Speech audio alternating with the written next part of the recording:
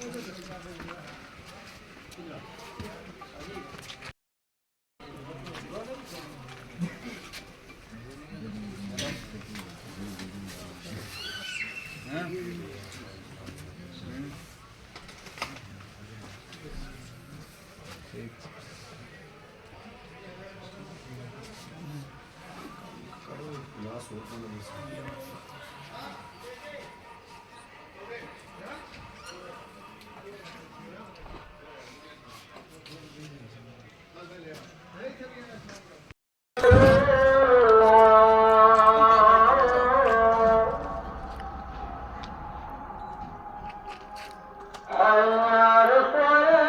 भी जानते पीछे जी।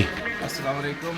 आज हमारे भाई ने यहाँ पे शामला पार्किंग के अंदर तमाम लोगों की इफ्तारी रखी थी।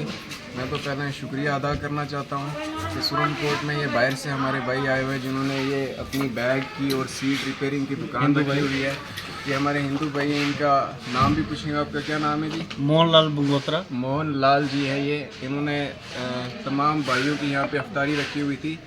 यहाँ पे 40-50 बंदा आया हुआ था। हम शुक्रिया अदा करना चाहते हैं इनका कि ये हिंदू मुसलमान एकता का एक पैगाम अपने दिल के अंदर कितनी मोहब्बत रख के एक शख्स ने, पूरे एक गरीब शख्स है जो सिर्फ यहीं पे इसी दुकान में रहते हैं और बैग का काम करते हैं, जिप लगाने का और सीट कवरिंग का काम करते हैं।